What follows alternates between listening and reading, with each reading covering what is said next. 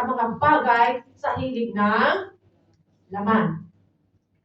Paliwanag, mga kapatid? Kundi, maglingkod kayo sa isa't isa sa diwa ng pag-ibig. Ano sabi? Maglingkod sa diwa ng pag-ibig. Sapagkat ang Diyos ay pag-ibig.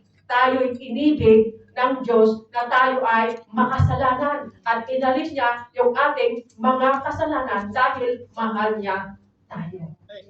So, God encourages us to love one another.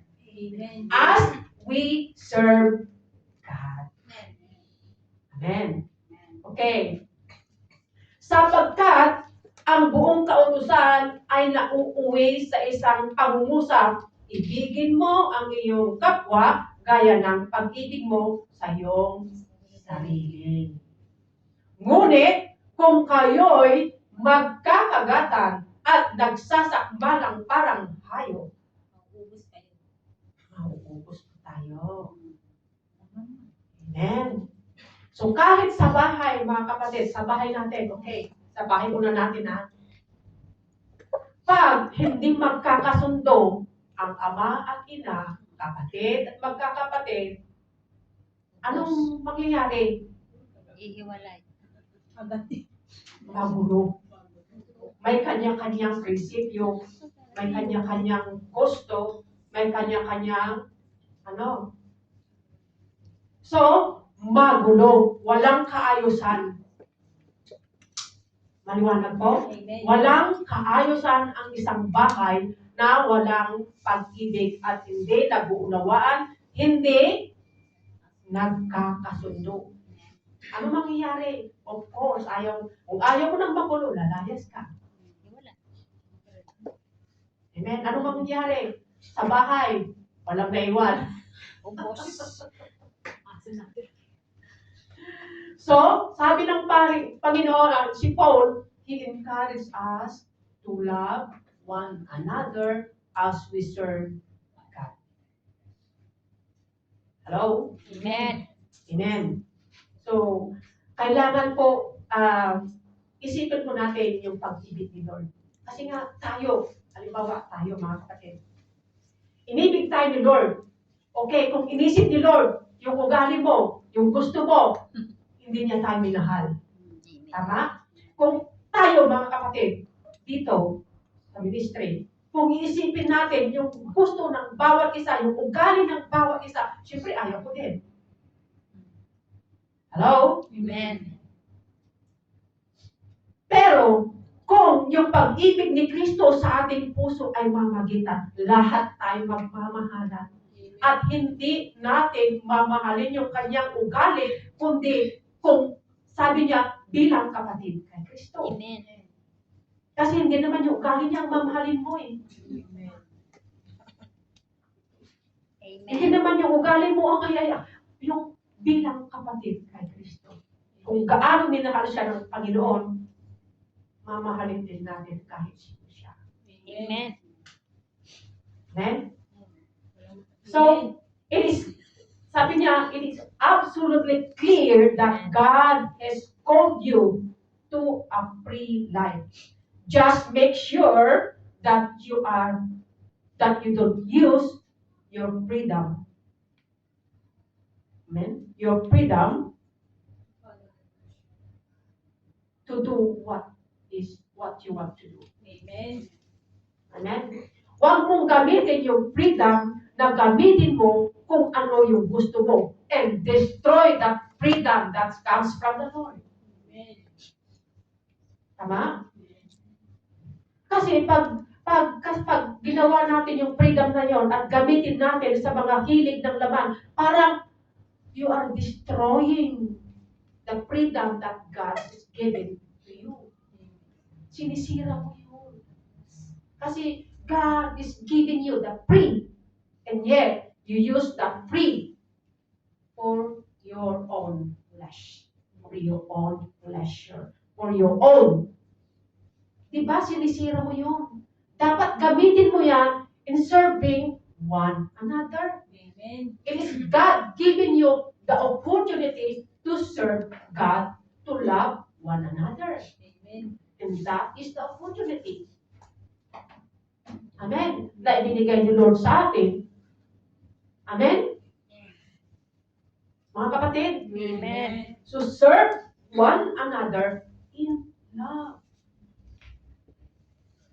That's how the freedom grows in our life. Yung freedom natin lalago sa buhay ng isang Kristiyano. Kung ito ay nagagamit to serve one another in love. Pero kung ginagamit mo yung freedom na yan sa kasungitan, amen, lahat tayo ay binago ng Panginoon, okay? Tayo na po ay binago ng Panginoon. Okay? Pero, yung mga bagay na yon for the flesh, is wala na yun, mga bagay na yun. We are facing a new, ibig sabihin, we are facing a new chapter in our life. Amen. A new chapter. Amen? So, serving one another like Christ, serve is involved. Ano yan? Ano ang involved? Serving one another like Christ served. Ano yung involved? Ano yung involved? Pag sinerve mo ang Panginoon, katulad ni Kristo, ano yung involved doon? Ano yung naka-involved doon? If you serving one another like Christ, ano po yung naka-involved doon? Nakapaloob doon? Treating others with honor and respect. Amen. Dapat meron kang respeto sa kapwa mo. Amen. Hindi mo ipilit yung gusto mo, you have to respect. Kasi may kanya-kanya tayong pagkatao, may kanya-kanya tayong paniniwala, ibig sabihin yung pananampalataya natin, may kanya-kanya yan. Gaano kaliit. Amen. Kaya huwag mo ipilit. Amen. We need to respect in honor. Amen. Amen. Para maiwasan po yung kaguluhan. Para maiwasan po mga kapatid yung mga bagay na hindi maganda, magdudulot ng hindi maganda. Sa ministry, sa bahay, sa pamilya. At kung gano'n mga kapatid, ang mangyayari, nakikita yung ating pananampalataya that our faith grows in love. But kung yung ating pag-serve sa bawat isa at hindi nakikita yung pag-ibig, your faith in the Lord is listen. Ibig sabihin na mapawasan. Amen. Ibig sabihin na wow, kumbaga kumukunti na yung pag-ibig. Ano na nun? Tama? Amen. Pag kulang yung pag-unawa mo sa kapwa mo o yung hindi mo nauunawan o kaya wala kang pasensya, ibig sabihin your faith in the Lord is becomes lesser. O kaya baka you are in the wrong direction. Amen. Amen. So, sabi po niya sa Romans 12, verse 1, basahin po natin sa Romans, basahin po natin sa Romans 12, 1 at 12. Romans, verse 12 12 verse 1. and 1. 12 verse 1. Yeah. Kaya nga mga kapatid, alang-alang sa masaganang habag ng Diyos sa atin, ako'y namamanhik sa inyo. Ialay ninyo ang inyong sarili bilang handog na buhay, banal at kalugod-lugod sa Kanya. Ito ang karapat-dapat na pagsamba ninyo sa Diyos.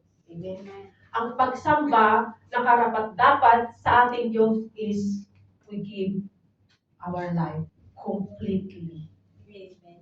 living sacrifice unto God. Amen. So, mga kapatid, devoted to God, in other words, we are, our faith, mga kapatid, is with action. Hindi lamang po sa salita. Amen po? Our action and service should be a reflection of our Christ in love. Amen? Yung ating action, mga kapatid, ang ating servisyo, dapat mag-reflect po sa buhay natin. Amen? Dapat po nagre-reflect po yan. Kaya iwas-iwasan po natin yung laging nakasimangot. Meron bang nakasimangot? Lahat tayo na magiging, amen? Amen. So, iwasan po natin yung ating, parang yung laging yung lagi kang tuon sa iyong sarili. Kumbaga. Self-centered, tama. Iwas-iwasan po natin yung ating pagka-self-centered. Amen? Pag lagi ka hindi po nakikita yung reflect ng ating Panginoon sa buhay po natin. Amen po? So dapat, iwas-iwasan po natin yung ating pagka-self-centered. Okay, number 3. Learn a valuable lesson. Kailangan mag-ano din tayo yung meron din tayo natututunan. Amen. Amen? Sa mga bagay. Kasi ganito siya. Minsan, hindi naman nila lahat. Ang bagay na nangyayari is give us lesson. Amen. Pero kung minsan, yung lesson na yan,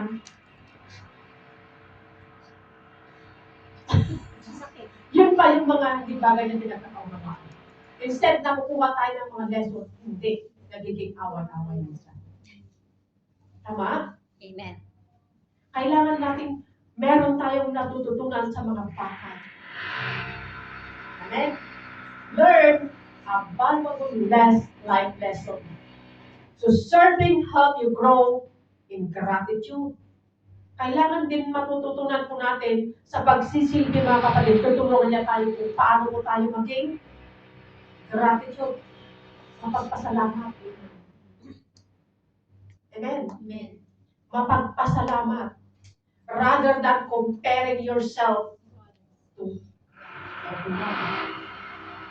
Kasi kung lagi mo inaano yung sarili mo, talagang mag-i-compare mo lagi yung sarili mo, talagang lalo na pag self-centered, ay mga away ka. Amen? Kapag kurang ka niya, kagano ka niya,